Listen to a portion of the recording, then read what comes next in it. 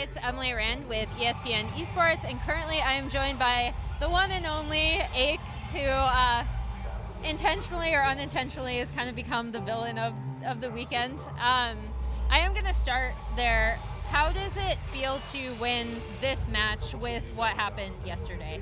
Yeah, I think we had a big bounce back message winning this game. We obviously there's a lot of mixed opinions about yesterday, but we feel that we should have got that win and we should be 2-0 right now. But to come back and really get that number one win, no matter what, they can't take that away from us. It felt good, and doing it in front of this crowd, it would have been good to do it against their home team, but that was just as good.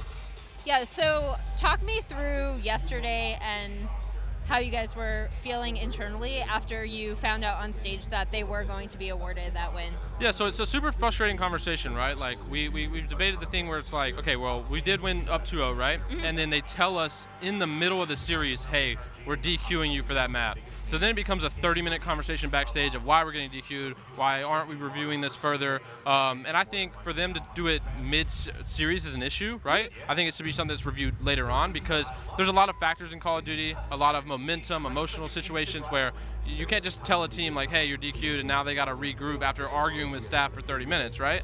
So I think mostly like it was just super frustrating for all of us. We knew at the very minimum we deserved to be up 2-0, right? They beat us map 3 and 4, but that series is still 2-2 and we go on to game 5. So a lot of controversy, a lot of aggravation between our team. But at the end of the day, we're moving on, and we know we should be 2-0, and we came here and got our win today, and we're just gonna fly back home and move on for the future.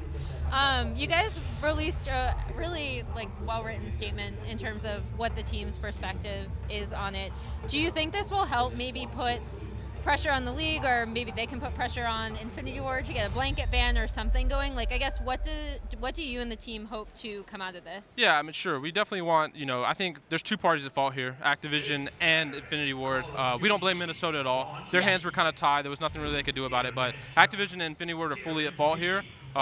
There's a lot of mechanics in the game that are broken. The CDL settings are broken, so there's a lot of things that need to change for, so this doesn't happen again, right? And that was the big base of our message. The great thing about being on this team is we have an ownership group and a staff that is fully behind us and understands the situation. I've been on teams in the past where it wasn't like that, and that was really refreshing to see, right? Because this is our first actual tournament here with, our staff in an actual tournament environment, and kind of, we were hanging out all night last night going over, possibilities and what we were going to do and how we were going to go about it. But, it was just super,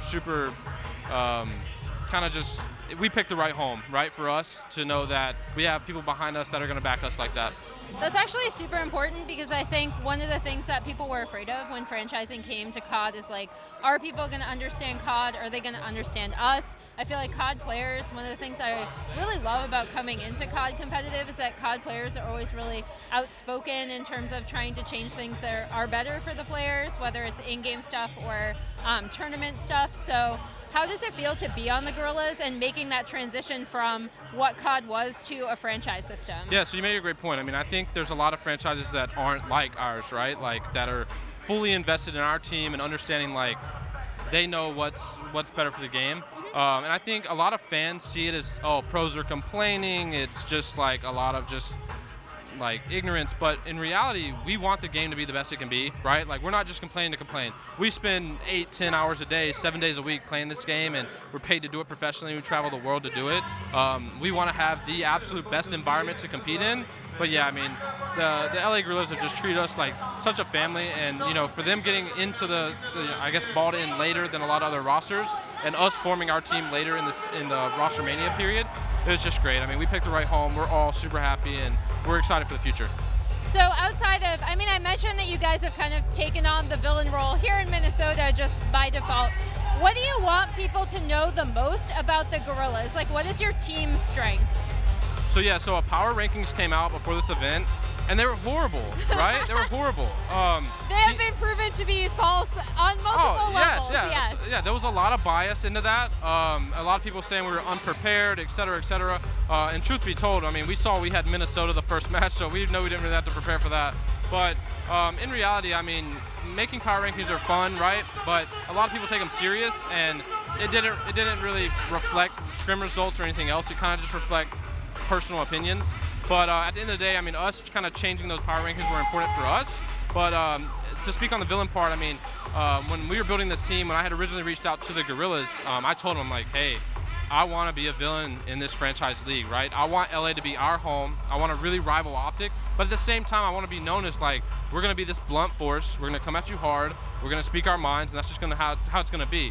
And they were fully on board with it, completely supported the idea. And yeah, shout out to Mike Neary and Josh Kroenke and Alex Rubens, who when we were building this, kind of pushed that story on us, and we loved it. So we're gonna run it. Well, as someone who's been pretty vocally outspoken against Infinity Ward and the game itself, I appreciate that. Thank you so much for taking the time to sit down with me today, and congrats on the win again. Is there anything else you'd want to say just about the weekend or the game or anything else? Yeah, I mean, I just want to say, like, Minnesota, I mean, I don't know when we'll play you again due to the schedule and how it works, but I really hope we do, and I hope we come back to Minnesota and play you here on your home turf, because we're going to 3-0 you next time, and there won't be no DQ, nothing Activision can do on your home turf to save you, because we're going to beat you down, and it's going to be bad. Aches, everybody. Thank you so much again. And for more Call of Duty League coverage, keep it here on ESPN ESPORTS.